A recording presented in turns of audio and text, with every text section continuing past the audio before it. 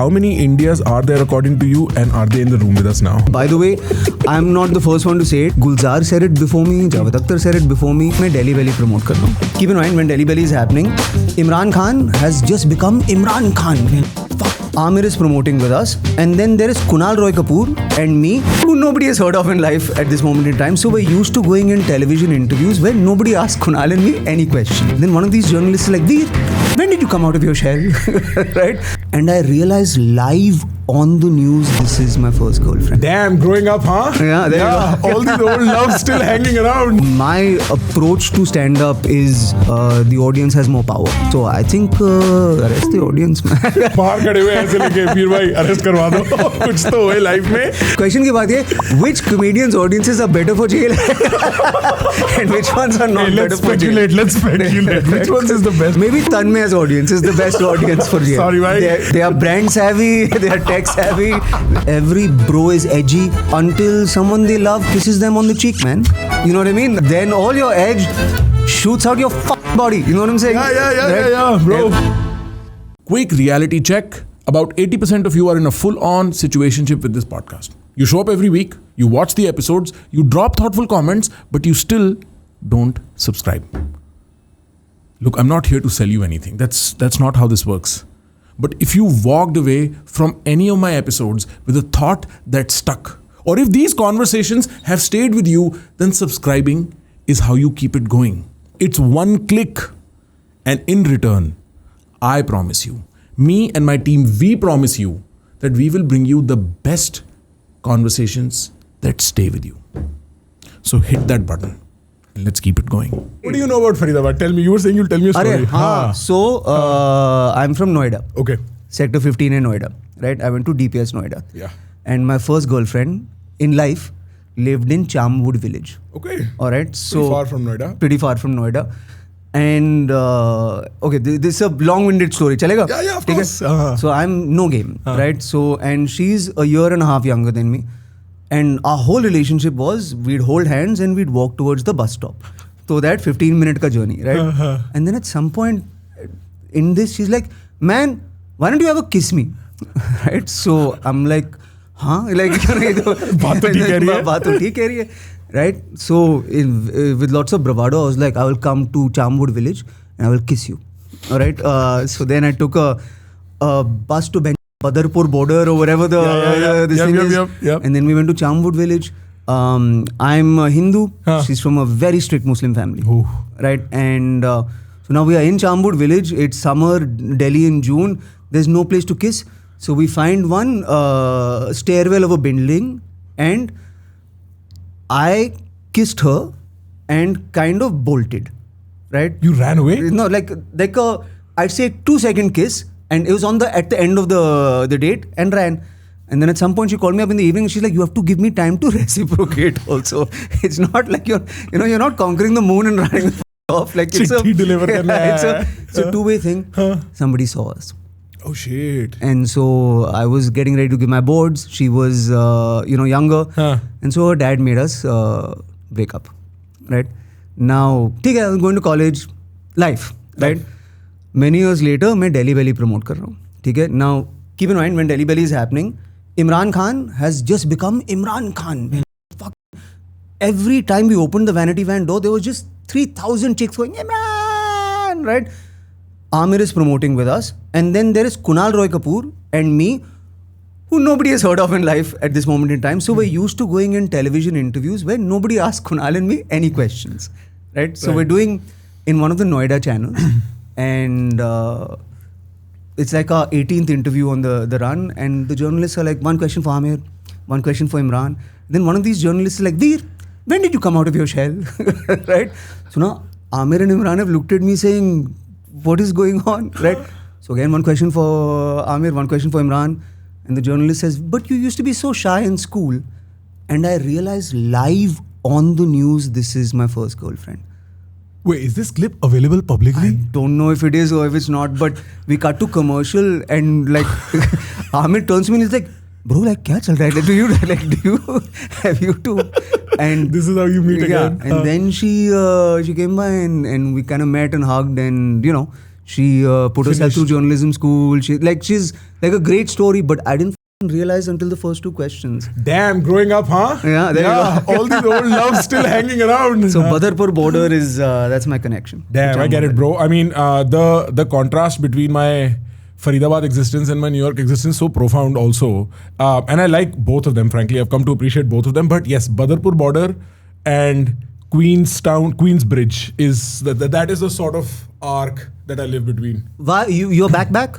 I'm back for now. Yeah, for the next 4-5 years. Why? I'll do this. I enjoy this. I'm like you. I wanted to come back and came back because my stand-up is a little, it's senti, it's emotional, right? And I find myself, if I spend too much time in America, losing feelings.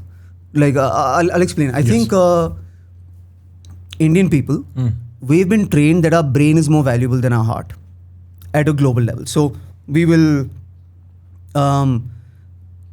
tell you what we think enough early on, and then over the years we started to progress to a point where now we just tell you what we feel. What do you mean? I don't know where this is going. Like as an artist, I can sit in a meeting in the Hindi film industry or this thing and be like, sir, ye f***le. You know what I mean? Right. वो सुनाई देता है. Americans never tell you what they feel. What they actually, so everything is, I love it. Oh my God, I love it. Oh my God, that's amazing. That's fabulous. That's so great. You're awesome. Look at you. And you never know what the fuck they actually think. And so, if you're trying to write about people, I find like too much time away from India reduces your EQ. This is a very interesting way of putting it. My supposition was always that Indians, see, no matter how much Indians eventually find a way to hate on comedy, they really enjoy it because it's sort of like, you see, roasting, saying stupid shit to each other is either part of culture or absolutely shunned. And so it finds itself in expression when a Samay does a latent or a Carrie Minati releases a video. Everybody's like, "Arey, mereko bhi ye karna hai, mereko bhi kisi ko gaali dena hai." And so Indians are super nice. We are very pliable, compliant, and submissive, generally speaking, because we're crowds. Right? And so we have a lot of feelings, but we'll hold them back. But this is also a very interesting take because you are right. Americans will anything that fits their idea. I'm just saying politeness is not the same thing as kindness. You know what I mean? Like it's a routine, but it's actually true. I was on a flight, right? And it was 3 hours late. And then the pilot came out and he's like, "What you gonna do?" Right? and the audience is like, "Yeah, man." And he's like, "Where you headed?" And he's like, "Buffalo." And he's like, "Hey, go Bills." And I'm like, "Kya baat kar rahe ho? Like, how have you said 6 things and said nothing at all?" You know what I mean? Like that is. And that is the definition of American conversation sometimes. Oh my God, look at you, have a wonderful, you have a good one. No, you, and nothing is being said. Nothing. In Mumbai, the pilot would come on and be like, that's it. That's it. And sabko समझ में आ गया कि हाँ. It's a thesis. Right? लग गई है. We are late. And accept it as it is. It's a PhD level thesis in intersocial dynamics. That's it. But also I think like with Indians, context is everything. And with comedy, context is everything. Right. Like if you Samay and all of that stuff, it is, if you know what latent is and you know what kill Tony is, right, then that's the telling of it and you buy in with that. It's when you don't establish the context of what that is and feed that to some guy without context, then he has another contextual take on it. Right. You know what I mean? So with comedy, context is everything. The comedian tells you, the telling of what you should believe, the telling of what you should think they actually mean, the telling of whether you think they're being genuine or not, that is half of it. Anthony Jeselnik has a great bit where he's like, comedy is getting away with it. Dark comedy is just getting away with it. You know, it's you saying something horrible, but you've set the audience up to know you're not this person. You don't believe all of these things. Now, suddenly if you take a Jeselnik clip out of context, and I don't know who Jeselnik is, and you put it online, I might believe that he believes those things, and then I have a different take on the guy. Yeah. Spot on. Very interesting. You know, so the pre-context is everything for comedy. Which, you take something behind a paywall and you put it up there, nobody gets that pre-context. Yes. Right. You know? No, I think with this latent situation, bro, I've been saying this to a lot of people. I don't know if I've ever said this on camera. I put it like this, a pre-40 and post-40 divide. A person over the age of 40 their morality is inhabited by what's good for my kids. And it's a very different morality from what's good for me. Yeah. A 38-year-old whose kids are not 4 or 5, who cannot understand the internet, be like, "Arey yaar, main ye dekh ke manunga thodi." So they won't get offended. But a 45-year-old whose kid is 8 is like, मेरे बच्चे ने अगर ये सुन लिया तो वो क्या सोचेगा? And so you know for yourself you will not buy into this. Yeah. But you are worried for this naive younger person, and that naive younger person might buy into it, so you're offended on their behalf. Well, I mean, sure, that's the theme of like an adolescence, for instance, or like adolescence is about what happens when a young boy buys into the Andrew Tate-esque manosphere of the world, and how that can impact a young man, etc. Right? But I think, I mean, man, if I watch shit that I did at 26, you know what I mean? You gotta live in a place where we give a 26-year-old audience time to be a 26-year-old audience, and a 26-year-old comic time to be a 26-year-old fucking comic, man. Right. If there's core talent, he'll be a different guy. In 2 years, the audience will be different people in 2 years as well. It's just, but you have to give comedians, I say this is because I'm passionate about this, you have to give us the freedom to be imperfect. You have to give us the freedom to test material. That's a big problem in India. Is where the do I go and test a joke that is horrible?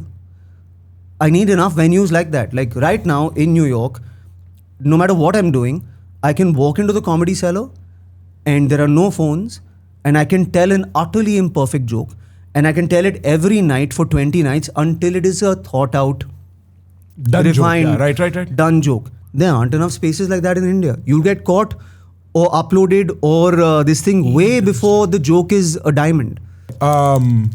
I think you need to give young people enough space to make mistakes also. Yeah. Because if you freak them off the idea of making mistakes, then you shouldn't be surprised that they're now 60 and unimaginative and don't relate to how to exponentially change this country or their profession in any way.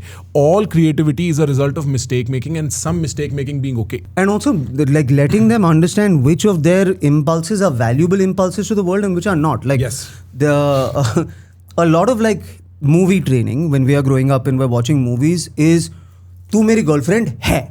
You know what I mean? Yeah. Like that is the basis of so many movies and a lot of comedians' routines. Right. Is बात नहीं किया, established relationship नहीं है, 5000 foot दूर से देखा, लेकिन तू मेरी गर्लफ्रेंड है. मेरे सारे दोस्तों ने भाभी बोलना शुरू कर दिया. And she's like, नहीं मैं नहीं हूँ, and he's like, नहीं तू है. And by the midpoint she's like, चल ठीक है मैं हूँ. Right? That's the plot of a fucking movie. Yeah, you know what I mean? Right. So now it takes you going into, I don't know, DPS or something like that, and being like, तू मेरी girlfriend है, and her going, you know what I mean? मैं नहीं हूँ, for you to learn. Yeah, right. Or like, I think every bro is edgy until someone they love kisses them on the cheek, man. You know what I mean? Right? At the end of the day, then all your edge shoots out your fucking body. You know what I'm saying? Yeah, bro. Every bro is edgy until a girl goes, don't say that hurts my feelings. Right. And then bro is not edgy anymore. You know what I mean? Right. So, but you gotta give people time to just try this shit. And right now, man, I wouldn't want to grow up like this generation of kids with everything they're doing being watched at this level. Artists and kids. I have nephews who are... Say more about that. Like, what do you mean watched? I have a niece who's 14 years old. She's just got on Instagram. I don't think a 14-year-old girl is ready to deal with the level of attention, sexualization, all of that stuff that a social media app brings, for instance. And I feel like at this point, parents are contending with this reality consistently, bro. Like all parents I meet are like, I don't want my kids near screens. Yeah. But they also don't want to deal with their kids 24 hours. Yeah, so you give them the iPad when they're misbehaving or whatever. Yeah. Right. And so there is also a homogenization of how kids are acting. Right? Like culture is suddenly, it's no longer मेरी गली में लोग ये करते हैं. It's मेरे feed पे लोग ये करते हैं. Yeah, and so sure. we're connected on feed for the next 3 days until you say, अब मैंने देख लिया प्रखर को. But it would be a fucking tragedy if they confuse that for a real connection and then head out into the real world and discover that it's not. And this is, it's something that I talk about in the special as well. At some level, there is a dopamine addiction being peddled across the board. Like, bro, I'm old enough in a weird way where every single thing that I was told was a stupid conspiracy theory came true. Do you know what I mean? Like, think about I was told aliens aren't real. Aliens are real. You know what I mean? I was told there was a sex island. I was like, there's no sex island. There's a fucking sex island, right? Yeah, right? I was told Hollywood is some pedophilia, sex ring, etc., etc. There are Diddy parties in Hollywood. Yeah. All of I was told Illuminati. Something. I'm just, Alex Jones was right. That's what Alex Jones was right. So I think at some level, if they don't watch it, like 20, 30 years from now, when we discover what these apps did to these kids, these tech bros, they're going to come for these tech bros fucking hard. Like they came Russian Revolution for czars, they will find these tech bros and come for them hard, man. Right. For like damaging generations and generations. Yeah, no, I get it. And if you think about the power they wield, right? Yeah. No doubt. I mean, see, tonight, I'm flying out to Malaysia to speak with this gentleman who's founded this thing called the Network School. And his idea, from what I understand roughly of, is that we don't connect geographically anymore. That Veer and Prakhar, he lives in Lagos, Nigeria, I live in Faridabad, Haryana. We might have more in common because our feeds are much more common and we connect over these. The network is the geography in some sense, right? And it's becoming very quickly very true. I think I was in my school, bro. They'd invited me and I was just hanging out with the teachers and the teachers were saying this to me. They were like, Prakhar, I can't tell you. We would hope the kids would have just vapes in their bags. But the kind of shit they have in their bags, I don't want to talk about on camera. Right? And it's suddenly like, bro, at 14, I had no clue. मेरे को तो लग रहा था 10वीं पास हो जाए यार, मतलब कुछ निकल जाए लाइफ में. वो लड़की मेरे को टेक्स्ट बैक कर दे फेसबुक पे, लाइक फेसबुक मैसेंजर पे खोल के बैठे लास्ट सीन कब आ रहा है. ये तो नेक्स्ट लेवल हो गया. And so in a way, what happens on the phone is a private interaction between the kid and the phone, and you don't know what that's leading to. मेरा तो ये है कि comedians कैसे बनेंगे without rejection? Like where is the next generation of comedians coming? Memes then, like memes as a form of comedy. Yeah, sure. Memes are a great form of comedy. By the way, the internet is funnier than all of us. Like that is what I loved. COVID was the great equalizer. You know what I mean? Like it was so good, man. Like just to see, like just influencers, but also just people on the internet being hilarious, and then A-list celebrities struggling to be themselves, like Dalgona Coffee, like just not knowing how the to to relate with the masses, to relate with the masses and get validation anymore that they were so used to. Right. So the internet is funnier than all of us. But the point I'm making is, I don't know any comedians who are not comedians because of social anxiety and rejection. Like that's what makes a comic. Right. Comic is not life of the party. Right. Comic is the guy watching the life of party going, इसके बारे में joke लिखूंगा मैं. That's a fun comic. We are failed rock stars. Very interesting. We wanted but we just don't have any talent. I thought the podcasters were failed rock stars, but we are failed comedians, it seems. So we shat on the guy with the talent. Right. And that's how we got this thing. But if everybody's viral and everybody's got love and everybody's connected allegedly on the internet, I wonder what that does to the subject matter of comedy over the next 20 years. Can you trace back, when you look into your childhood, what caused the Veer of today? Is there some like... I'm an outsider. I've just been moved around a lot. Right. So to fit in, you were engaging in comedy, right? No, I didn't do stand-up till I was 22. And it was because I was in this drama program in the US. I was in Galesburg, Illinois. Sure. Which is Cornfield, right? One Kmart, one JCPenney, and I was in like an American drama program, right? So Americans are very like, they didn't know what to do with an Indian accent, right? And I wanted to focus on Shakespeare, right? So they were making me do Shakespeare in an American accent, right? So I'm like, what light on yonder window breaks, right? Which is, the Indian accent is much closer to what Shakespeare should be than the American accent is anyway. For sure. So I was just tired, and I had done too many plays and drama programs where like you sit around in a circle and cry and talk about your feelings and you emote with your shoulders and you do all these physical exercises. And I watched Eddie Murphy and George Carlin and Richard Pryor, and Chappelle show was on TV, and I wrote a show as my thesis performance. It's called Brown Men Can't Hump. And I did 90 minutes of stand-up the first time I did it Whoa. for my college. So you did, the first set you ever did was 90 minutes. Bro, that's a long set. It's a long set for 800 people. You can't do, like, I've gone on stage once 3 minutes and I was like, मैं क्या तो बोलूं? Like, you know, you're still struggling, the jokes are not landing. 90 minutes is a long I had a time. semester to write it and it sucked. It was mostly inside jokes for friends and all of that stuff. I see. It was pure rebellion against drama training. Huh. That's the key point.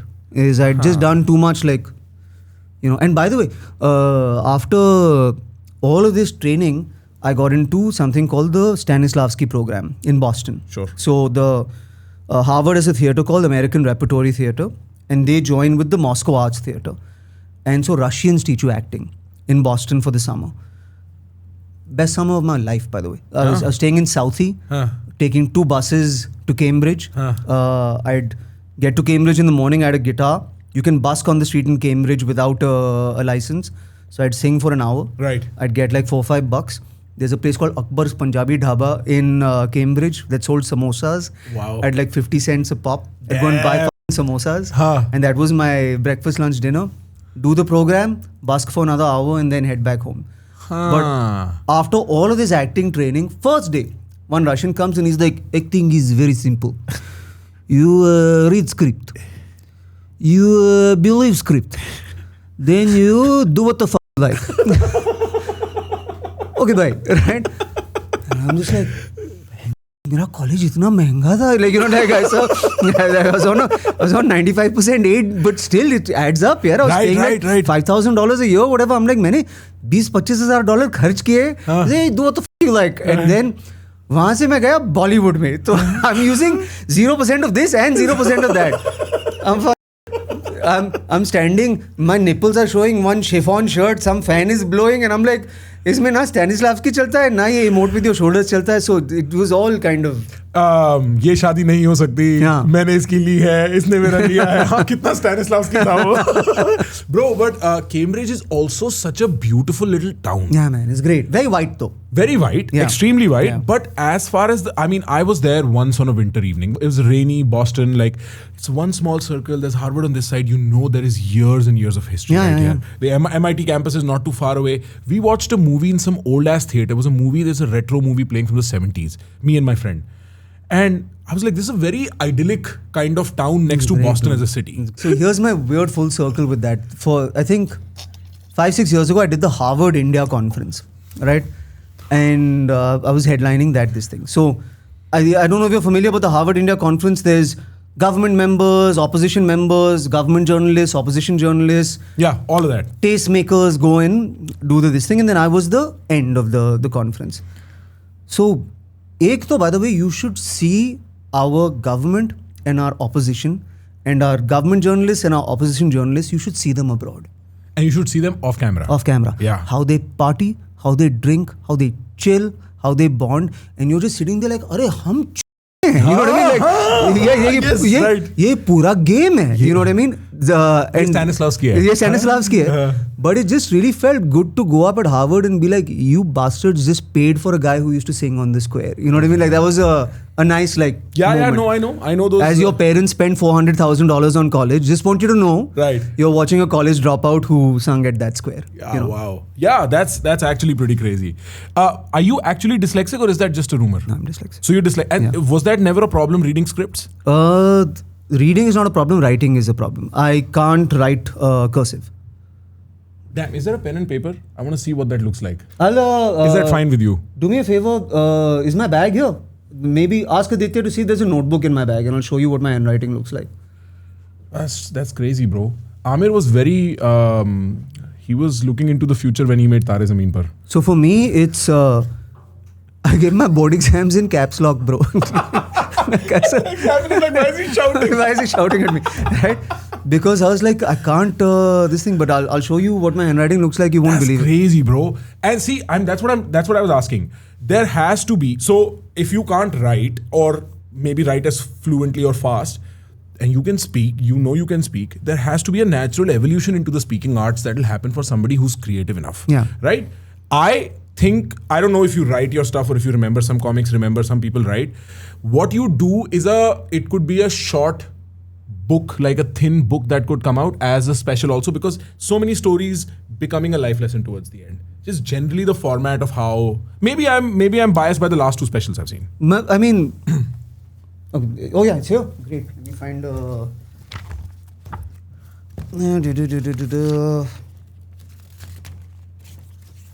That's my handwriting in caps. Whoa. Pantop D. ठीक है, Crosin, bhai, bro, is wild. So I'll show you some joint. Show it to the camera also, just so that they can have a kind of picture. what it looks like in caps. Hey, handwriting is a myth that died. You know how the teachers would be like, hey, अपनी handwriting सुधारो, अब मैं type करता हूँ, ma'am. Now I don't have to worry about my handwriting. My iPad's right here. Same thing with like mathematics. Calculators happened, and you know, oh shit, this means nothing. Yeah. This could be any language. Have you written police or please? Let me see. Yeah, this one. Or is it polio? Both work. This is a bit about social media, and it's called Pulls You Down. Oh, so that's pulls you down. Wow, I could not have, bro. So, maybe I should put on my glasses. So there you go. That's Pulls You Down. Wow. So okay. So your wife probably can't read this stuff either, bro. No. But why would she read my journal? No, I mean, maybe like whatever else. Maybe you're writing love letters at some point, no? To Shivani, no. That way I lucked out, bro. Like I found a Delhi girl, modern school, right? Not into brands, right? Very rare. Yeah, what a catch. Huh? And before me, used to run a company called Rock Street Journal, and so she just dealt with rock bands. It was kind of like India's Rolling Stone magazine. So she has organized Megadeth concerts, Herbie Hancock concerts. So is also unfazed by great art. Oh, you know what I mean? Very so interesting. like really just grounded. Really grounded. Seen the best bands in the world, perform, done the artist rider, etc., etc. And so really gets what it means to be an artist.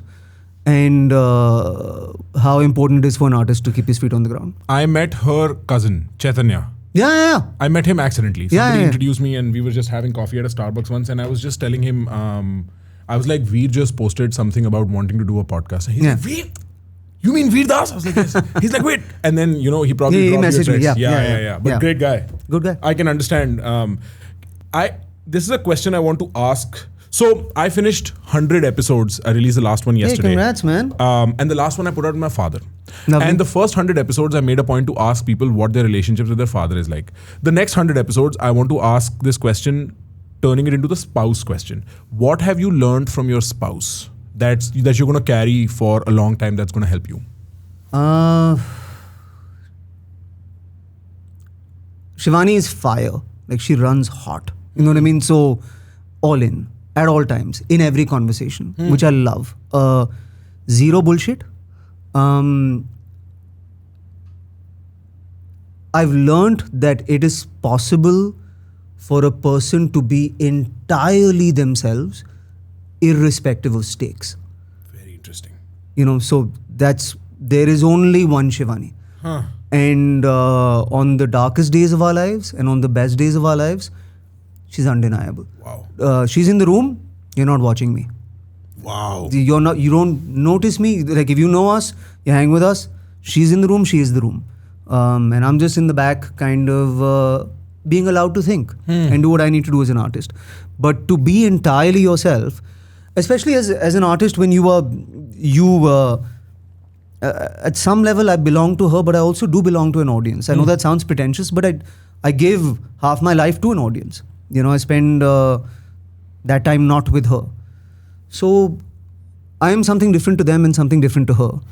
But she's the same person to everyone, which is very admirable. There is a poster I recently got for my room that says, forget about the career. Your first priority is committing to the bit. Yeah, sure. Right? Yeah. And it's for artists particularly, it's committing to the role that you've taken on. Yeah. Right? And then you could take it a little more spiritual and private and be like, Shivani can commit to the role of being Shivani. Veer can commit to the role of being Veer despite the stakes. And there is a certain power to it. Those people stand out in crowds. Those people who are not pliable to crowds. And also there's I'll give you an example. I started doing Hindi movies, right? And then I started doing bad Hindi movies. And then I started doing worse Hindi movies. And because I was just so happy to be being able to do Hindi movies. Right, you know right, what I mean? right. Like, fucking Noida, 5'8". You know, how the fuck did this happen? Right, right, you know, etc., etc. And then I started doing shit that I wouldn't watch. Right? And I was doing this show called History of India, which did 200 shows. So I had written no new material in 5 years. All right? So keep in mind, this guy's doing shittier film after shittier film after shittier film after shittier film. His stand-up audience is dwindling because kids came and went, cool people came and went, critics came and went, old people came, everybody came and went, right? So he's doing the same jokes for 5 years. And then I went to LA, and there's a place called the Laugh Factory. And I did 7 minutes on a visit to LA. And suddenly I was like, my God, I feel better about this than I feel about anything I've done in 5 years. So I'm stopping all of this, and I'm just going to tour America for like a year and figure out if I can be a comic again. And a year later, I got the Netflix special. So that was the preamble to that. Somewhere along that journey, I kind of sat her down and I said, maybe arrogantly or maybe not, Shivani, I think I have a shot to really be one of the most global Indian comics ever. And that's a very short list of people. Right. You know, there isn't an Indian comic who can do that yet, and I think I want to try and do that. And she knew that meant she would have to become a certain kind of person. You know, and she made that pivot really quick, not knowing if it would work out for the guy or not. Do you know what I mean? Yeah, no, I know what you mean exactly. So like that's in, you know, that's a person who goes, yeah, yeah. Like if you, like jargon people will call, like, you know, you'll see like an Instagram reel and he's like, I'm a high performing man and I need a high performing woman or whatever, etc., etc. Ghanta, right?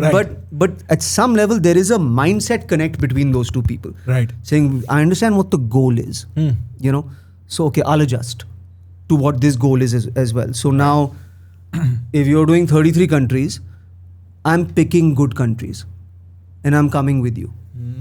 So I'm not coming to Arlington, Texas, go for yourself, but I'm coming to Edinburgh. Yeah, right. I'm coming to Oslo, I'm coming to this thing, and let's go. And that means certain things in Mumbai need to be managed, certain things in Delhi need to be managed, but let's go. Yeah, well, you know, when you were talking about it, I was thinking the move that Clow will make from dumbfuck CDMX suburban elite to Faridabad is an act, bro, like I can't get over, I don't know if I have the balls to commit that hard. To her? Or no, not to her, but like to any decision where you just change your life entirely. You don't even know the language. You are like, I'll figure this out. I'll figure this family out. I'll find all of this. And there is a sort, when I left America back in 23 towards the end, I said, listen, we'll date long distance 2 years. I'll book us trips every 3 months so we meet each other. So I was telling you, I'm going to be in London. We're going to Albania together from there. Right? So we'll do this thing. But if in a year and a half, this is still as operational as it is now, we'll marry. Yeah. So I set this out, right? And how romantic, man. Somebody has to be the romantic one in the relationship. Somebody has to look for. My nipples are perky right now. My God, what a look at you seductive. Listen, we'll do this, we'll do that, etc., etc. And then after that, a year after that, we will marry. Oh my God, Prakhar. I want you now. Jesus Christ, dude. Man, bro, मेरी पूरी relationship को खत्म कर. She really did marry a Faridabad guy. You know what I mean? Like, bro, this is like polished Faridabadi. You know what I mean? He's like, मैं ये करेगा, फिर मैं वो करेगा, फिर मराई दुनिया, फिर हम ये करेंगे, फिर हम छोले भटूरे खाएंगे, हक के सो जाएंगे. Like, you know, like that is this thing. This is the evolved Columbia University version of that shit. Well done, bro. Right? But it's just the act of taking that commitment on. I understand. It was like, wow, if she can make a decision to do this, I can make a decision to do a lot of things. Yeah, so for sure. There is a lot of, despite the obvious Faridabadness there's a lot of strength in that. Right? I think for her, what does she do? She's a painter, bro. Bro, good luck. Yeah, that's great. Yeah. You know what I mean? Because I think that is the most honest art form there is. Tell me more. I don't think you can lie in a painting. Paintings represent abstract expression, but if you consider art to be the seeing of the world, right, right? That is what art is. Yes. It is the seeing of the world. Nobody has seen the world quite as honestly as a painter. Because to distort it to the level that a painter can do in success, you really have to have seen it. No, that's true. And so I don't know how that makes her as a person, but I would imagine she's a very honest person. Super perceptive, super that's a very good way of putting it. I would always say that dancing is a very unique art form because the artist and the art is the same in that moment. Yeah, sure. Yeah. Right? But painting is a very honest art form because you cannot help but wear your lenses as you do it. And there is a certain communication that happens in the act of painting that's hidden in plain sight for you to uncover. There is no lying in that. It's a very interesting way of putting it. And like my favorite painting is it's a Van Gogh painting called Potato Eaters or Potato Peelers. Potato Eaters maybe. I'll look it up. Yeah. Which is basically I think 4 women in a kitchen peeling potatoes. And if you look at it, it's just a room. You will immediately know everything about the world that they lived in. It's actually a very drab painting. Yeah. But there's something about it that really speaks to me. And I think it's his best work. Oh yeah, I get it. It's a very dark painting. This one, right? Yeah. Candlelit. And people just peeling potatoes. Just people, but you know it's cold outside. Yeah, right. You know that there's grass in meadows. Right. You know that they don't have power. Yes. You know that they work for more powerful people. You know that they live in certain quarters. You know that they've left their families. Yeah. You know so much about these people from that one visual. Very interesting. Yeah. I see what you mean. It took me a very long time to understand what the water lilies were about. I was like, I don't How many Indias are there according to you, and are they in the room with us now? I would still say, by the way, I'm not the first one to say it. So now when we talk about it, I should give credit. Gulzar said it before me. Javed Akhtar said it before me. And then since I said it, people said it in Parliament. Right. Every anchor that called me a terrorist also said it on their news channel. So it's not like I came up with this shit. Right. I think there is a dichotomy to our country for sure. And perhaps shine a light on both sides equally. I think do you want to know how I came by your content? You were based in New York. Yeah, right? I was, yes. Right. So in the midst of all of that stuff, we had to build a defense. Right. Because, one was legitimately lag gaye the, right? And I got advice which we were talking about before this thing, which is good for any artist, which is, if you're ever in a controversy, please shut up for 8 days. The cycle of a news, this thing is 8 days. And if you shut up in 8 days, you will discover how small you really are. In 8 days, most artists, humko lagta hai, we are the center of the universe. And we scream into the massive void of the internet and nothing happens, and we propagate it by ourselves. Ourselves. Yes. By another 8 days and another 8 days, with every statement and every tweet and every this thing, etc., etc. After 8 days, it was done, and you discovered that most of India wants to pay their bills, watch Big Boss, and go to bed. Yes. So please shut up for 8 days. But in that time, we thought we might have to build a defense. And so my team got sent. Because it was all online chatter, I got sent stuff on both sides, right? And I got sent a clip from you on a stream or something like that, where you kind of said what I said right now, which is that, bro, what the guy said is very rudimentary. And it's very basic and very kind of binary.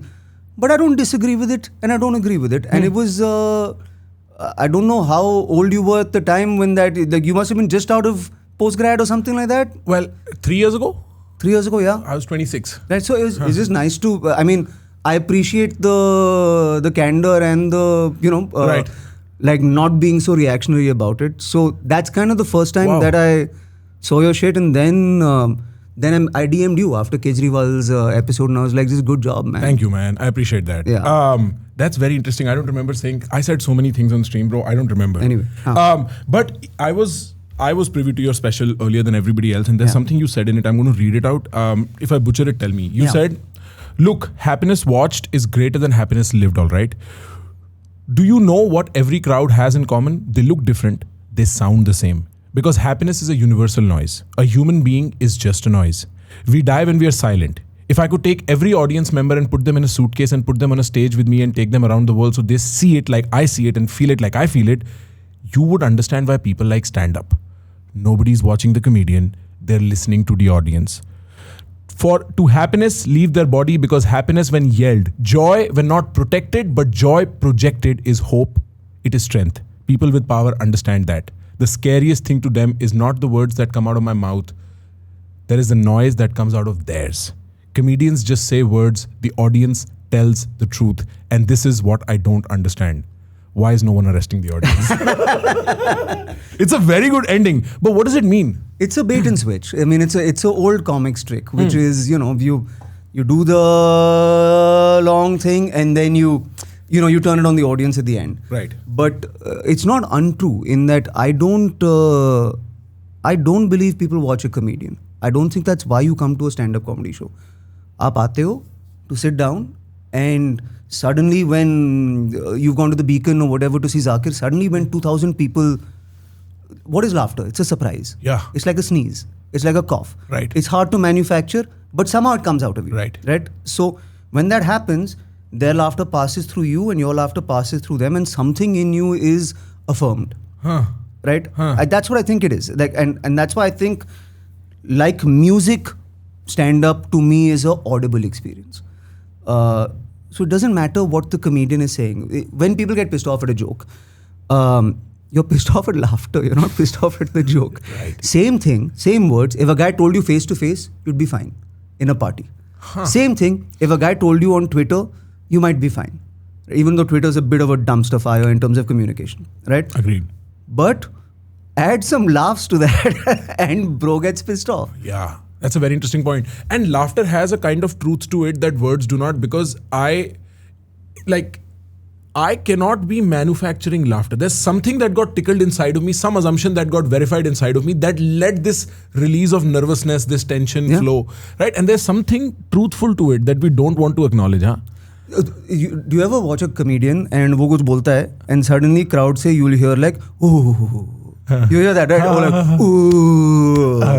Right? Question की बात दिया है कि discomfort किधर है? Who's created the discomfort? Right? The comedian has pointed out a discomfort that already existed before you walked into this room. Right. But the discomfort he didn't create. Yes. He just revealed it in this thing. So what is more telling or evident of that discomfort? Is it the noise the comedian made? Or is it the oh that the audience made? Right. In that moment, the audience has spoken way louder than the comedian. The audience is, projecting discomfort. So I think it's, at least my approach to stand-up is the audience has more power. It kind of defines how I set up my special, it defines how I set up my tour, it defines all of these things. So I think arrest the audience. सारे और पता है वो होना भी चाहते हैं बाहर खड़े हुए ऐसे लेके वीर भाई अरेस्ट करवा दो कुछ तो हुए लाइफ में कॉर्पोरेट नौकरी कर करके थक गए. I can picture some live audiences that the question की बात ये which comedians audiences are better for jail and which ones are not better for jail. Let's speculate. Which ones is the best? I think mine might be the worst for jail. I think Samay's might be no, they're too young for jail. Samay's too young for jail. Only juvie. Yeah, so maybe Tanmay's audience is the best audience for jail. Sorry, bhai. You guys are not here. I did that. They are brand savvy. They are tech savvy. Please send Tanmay's guys. Yeah. Leave the rest of us alone. After every meme reaction, guys. Sorry, Tanmay. No, yeah, jokes. I think comedians get jokes. That shouldn't be a problem. But you know what? I've always felt about, because I have a lot of history on consuming what you've produced. Your stand-up is also very different in that, like, I don't know, do you describe this as stand-up comedy internally in your internal monologue, or do you see this as a storytelling experience? It changes, यार. ऐसा तो नहीं है कि कोई standard fix नहीं है. नहीं, and it's a snapshot into like मैं कौन हूँ. Like I'll give you an example on this special. Right. So God was kind. We won an Emmy, right? And then much congratulations. Thank you. A year later, Netflix was like, चल. Let's go. Now, अभी आप Netflix को phone नहीं करते हो, Netflix calls you, right? So then when the call comes, you go, and they were like, let's do another one, and they've worked with me long enough to know my special is around a core feeling. So then they know enough to ask that question. So they're like, what's this one about? And I had no clue. But you want the money, you want to do another special. Right? This was about money, yeah. Right? So I was like, joy. Right? So they're like, what? And I mean, I did say that I think nowadays a lot of comedy is joy projecting as edge. Right? But it's still joy. So let's do like an unapologetically joyful special. My last special was a little sad. I want to do something slightly sillier, something fun. Let's do that. Okay? And let's shoot it in this stadium in Mumbai and in this church in London because I like to mix it up and be a little international. We sold them both out on the same morning and I woke up without a voice. This is the story of this special. So this is right after you sell the tickets? I clicked on sale on Book My Show, NSCI Stadium. We sell 5,000? The 2 shows. So we sell out 12,000 tickets in 22 minutes or something like that. Whoa! And I can't speak. You have to wonder if God's up to something. Yeah, exactly. Right. So I think thoda arrogance had set in or whatever had set in. So then I get taken to England's top vocal doctor and he's like, you have massive nodules. But I had not overused my voice. It was not it was coming and etc. etc. It just happened. And he's like 6 mahine before you can speak properly again. And I'm like, should I cancel this show? So then the story of the special is how I try everything to get a voice back. But in silence I start to rewrite this show. So now usually if you see a Zakir special or a Bassi special or my specials, when we film it na tight hai. Matlab humne 100 shows kiye hain, we know the punches, we know the laughs, etc. etc. I performed for NSCI Stadium cold because I could not rehearse the show. And so the show became about silence because I was rewriting it in my head. But I didn't know how it would play out. So then Netflix came to the stadium and they were like, it's not about joy. And I'm like, no, I don't think it is anymore. But that is the story that I'm living, is the story of silence right now. So now this is the show. So that's really all a special is. It's a snapshot in ki ye hai kaun, abhi iske saath kya chal raha hai, what is happening. And then I was like, oh, people need to get the context of why this became about silence. तो जाके New York shoot किया मैंने. So then I went to the cellar and shot that. Right. And so then the special travels in 2 timelines. So you see the success of it, but you understand what it took to get there. Right. Because of New York. That's how you do it. Yeah. I mean, it's also very interesting that you'll go to like a bunch of places and then sort of clip them together. And I'm telling you this from a consumer standpoint. I don't know if it's me over intellectualizing it. Very often when I'm watching a special that you've done, I know there is going to be a grand reveal of something I've known from the beginning in the last 15 minutes, right? Like the 45-minute journey before that is you taking me through the punches, through the stories, through the fun of it. And then I'm going to be like, this is what he was talking about. And it'll happen over 2 timelines across 2 different audiences. Like with San Francisco or New York, you'll be like, white people, Indians are, and then everybody will laugh, you'll explain it to them, but then you're also in NSIC Goregaon and then everybody gets that context. Bro, how are audiences different here and like how's performing for them different?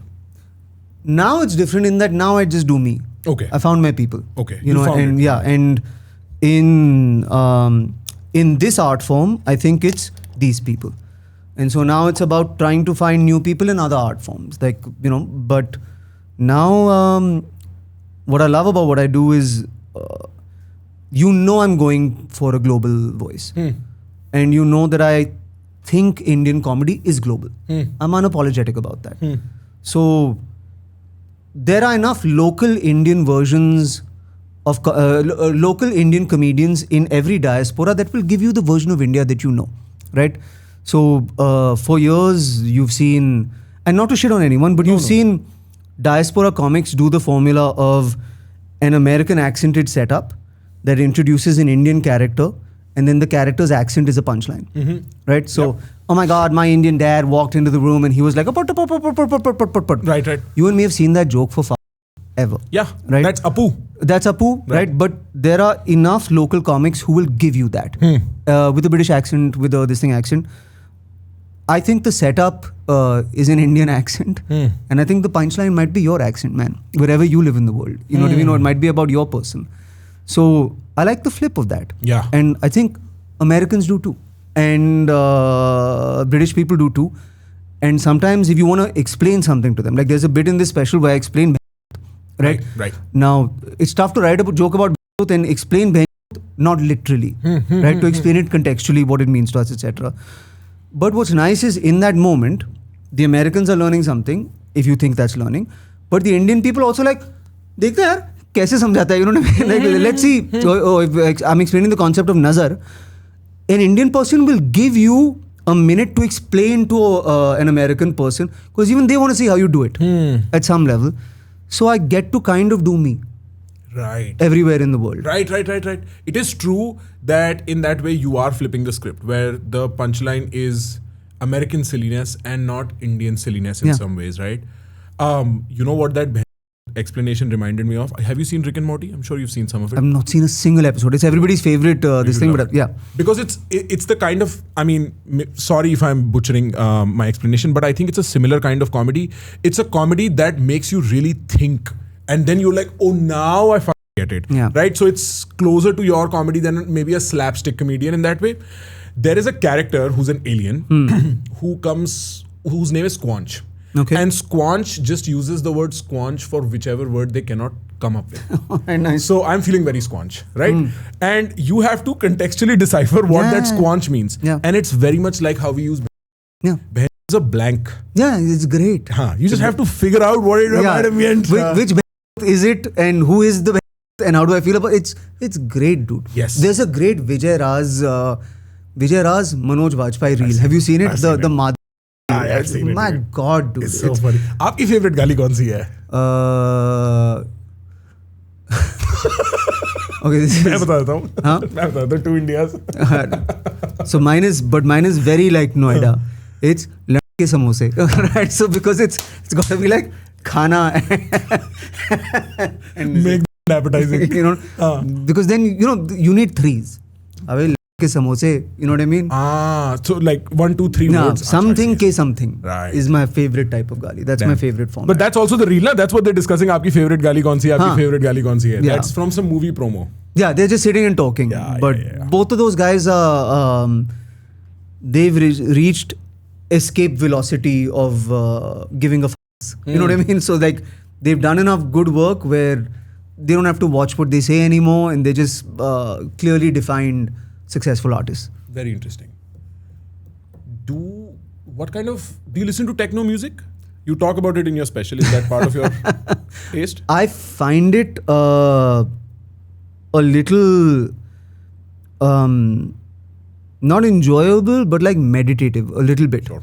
You know, it's so it's good to have on when I'm trying to focus on something. Yeah. If it's in the, because it's loopy. Yeah, it's loopy, it's repetitive. So then I can kind of do that. But no, like my shit is like funk music, like jazz, big jazz guy. And then I'm also like anything like Dil Se is my favorite album.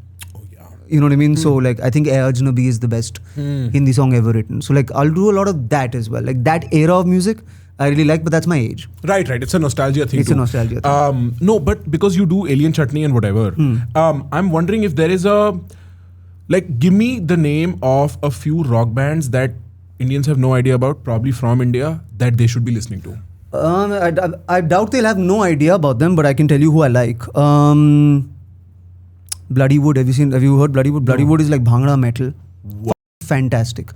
I saw Monkey Man, Dev Patel's action movie. Yeah. And he set a action sequence to one of their really? Yeah. So it's Bari Barsi Khatan Gayasi, but with distortion guitars, metal, growling and dhols. Whoa. So very cool. I like Chai Met Toast. Everybody knows Chai Met Toast, but I like Chai Met Toast. Indian bands. I really like Ankur Tiwari. Do you know Ankur Tiwari? I've heard of it. Right. So he's just happy vibes, summer day, glass of beer kind of music. Char Diwari. Do you know Char Diwari? I love Char Diwari. So I like Char Diwari. So interesting the sound. So far young but knows who he is. Very, very early for that age, which is very He's interesting. what, 22, 23? Ansh? Yeah, 23, 24, like that range, yeah. So I just co-directed a movie and I kind of flew him down and said, come see it and make something. So we'll see. Wow, okay. If that and then, do you know Lifafa? Of course I know Lifafa. So Lifafa I like as well. Suryakant. I don't know his real name. Oh, yeah. I just like his stuff. Bro, I don't know if people know this enough, but Lifafa is the shit in America. Yeah? His tickets are selling for $400 in black in New York City. So a very close friend of mine is a very close friend of Lifafa and Peter Cat, the entire company. And he said, why don't you go to the show in New York? I said, okay. Last minute, I'm like, I don't want to go. And then he says what the black price, the scalping price of those tickets are. And I'm like, wow. Every non-Indian person I was going to school with was listening to Peter Cat. So that guy has really blown up on that side, which is very similar to you in that way. I saw, what is that Brooklyn venue with his, it's a music venue, but it's in a bookshop or in the, or knitting factory or something like that it's called. I'm not sure. But You mean the bowling venue? I'm not sure. Okay, But whatever, I saw a bunch of them. Riz Ahmed. He has a thing called the Sweatshop Boys. So I saw him. But then I saw a Pakistani band called the Kamines open for them. And it was like Urdu Led Zeppelin. Whoa. Which was very cool. Again, like sometimes you see like the diaspora will throw up some cool fusion shit that doesn't happen. That doesn't indigenously. happen this thing. But then, dude, like my favorite song to listen to is it's called Chaudhary. It's Coke Studio Season 2. Okay. Amit Trivedi. Give it a listen. Okay. Damn nice. And from this era of Led Zeppelin, etc., what do you like? The Who. The Who, okay. I like Led Zeppelin and What is it, Pink Floyd or Led Zeppelin? Which way do you... Led Zeppelin. Yeah? Yeah, Okay. as a guitarist. Yeah, you know what I mean? And I also don't do enough hard drugs to like With Pink Floyd, yeah. I mean, Yeah. Bro, so I grew up on accidentally a lot of Led Zeppelin and Pink Floyd. That was my first exposure to music overall. but Delhi, that's a It's a very Delhi possibility, thing, right? yeah. And then I got to see Roger Waters perform live in Boston actually. And I remember just being there, being like, I cannot believe I am watching this. Then I got into a lot of Nusrat Fateh Ali Khan. Yeah, And a lot of the Qawwali, the Ghazal era. Yeah. And from there is a unique similarity between a Qawwali and a techno in that they're both meditative and loose. Yeah, sure. Yeah. Right? And that's how I then got into techno as this sort of alternate music genre that I've come to enjoy. Bro, there's nothing I wish I could be better at than that. Like, I'm the front man of a band, right? And it's like, we, in a really weird way, we pissed off half the music community because we got the Sunset slot at NH7.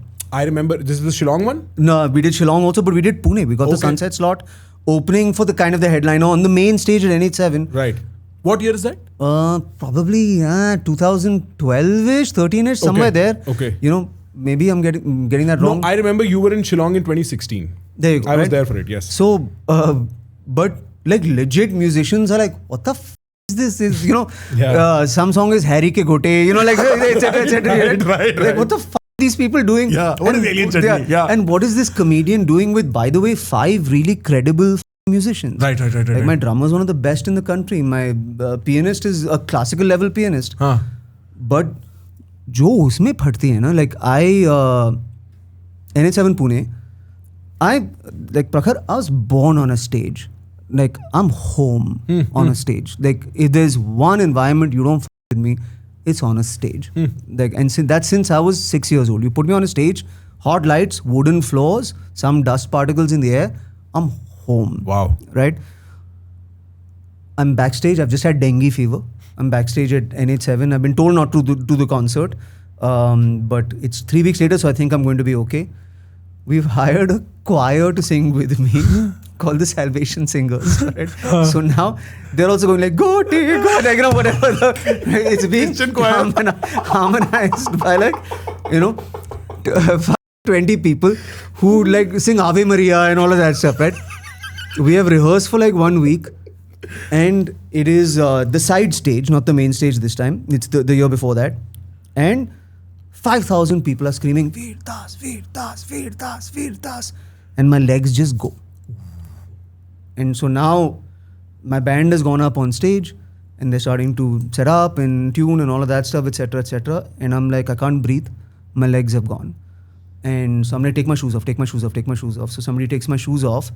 And then I'm like, give me Red Bulls.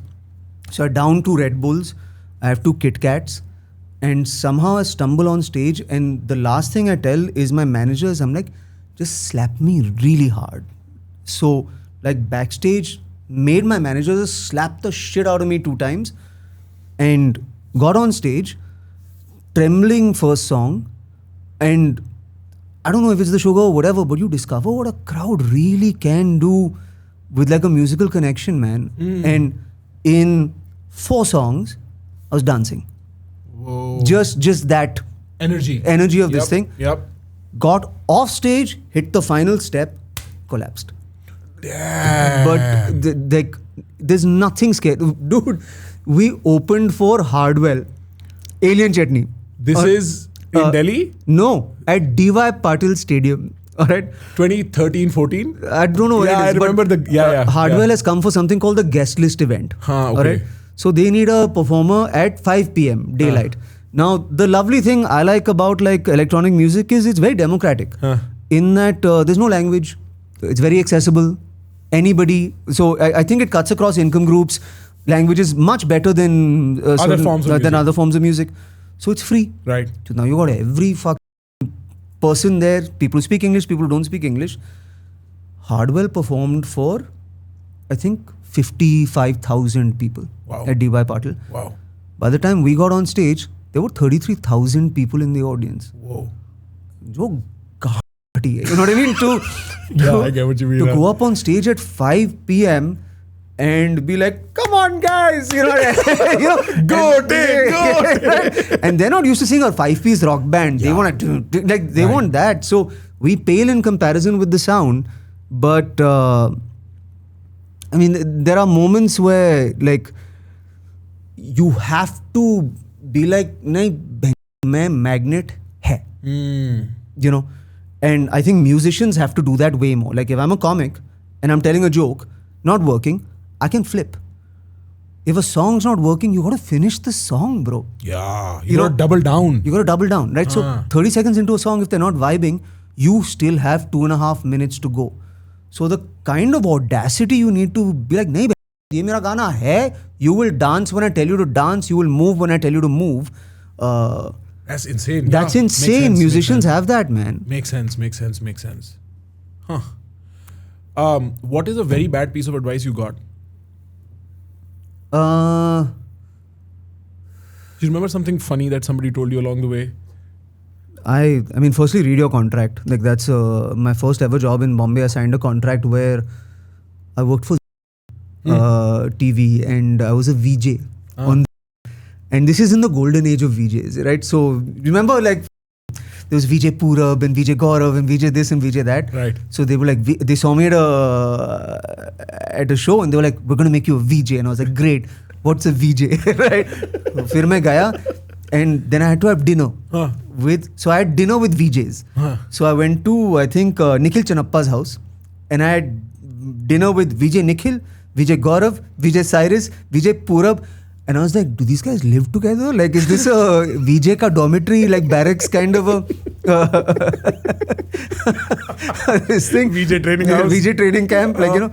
And they're all very sweet guys. And then there's a guy called Salil, who's a VJ. And he's like, bro, tere ko comedian banna hai. And I was like, he's like, India mein kabhi nahi hone wala hai. There's no stand-up comedy scene only here, bro. But you're in the right place. It'd be a VJ. So now I'm a VJ on and I remember like I have some hair gel. Remember that spike thing that happened? Yep. No sleeves, but also no muscles. So I'm like, so now the producer's complaining. She's like, he doesn't have muscles. And I'm like, give me sleeves then. No, that's the solution to not having muscles. And I'm like, hey guys, this next song, etc. And I want to kill myself. And I've signed a contract where if I quit this, I owe Times of India 40 lakhs. Whoa. Before my 2-year contract ends. So then, of course, it doesn't work. I'm a terrible VJ. Right. And there's a gentleman called Ashwin who's my boss. And he's like, okay, we'll still pay you your monthly this thing, but we'll put you on ice for a couple of years. And you come back in like a year and we'll launch you with something new. I know that means death to be put on ice for that long. And it's not worth the lakh a month, 2 lakhs a month, whatever they were paying you. So the mission is now to get them to fire me. right? So, and get me out of my contract, right? Right. It might be the most obnoxious, ballsy thing I've done, but I kind of walked into his office and I'm 26 at this point and I'm like, sir, I'll go on ice for a month, but when I come back, I might not be funny. And he's like, what? And I'm like, it's possible that I lose my funny and that I'm very unfunny and that every time you put me on screen, I'm deliberately unfunny. Maybe I lose my sense of humor. It could happen in a Negotiating. right? And very sweetly, the guy smiles and he's like, "Veer, you're fired." And I'm like, I'm fucking. Oh, So like, fucking kids, read your contract. yeah. Is that generally a kind of fear that comedians have, that comedy is some kind of magic they are blessed with for now and they might lose it? No. No, acha, aisa kuch nahi. You were just playing with him. Yeah, and also it's a good choreograph in that you won't feel bad for VJs, bro, and feel bad for heroes because you start out like chocolatey and everybody wants a selfie with you, and the graph goes down as you get into your 40s, 50s, unless you are Shah Rukh Khan, etc., etc., etc. Right. Comedians have an audience. We don't have fans as such. Very interesting way of putting it. Right? So for us, Chappelle is the best Chappelle has ever been at 50. Yeah, right.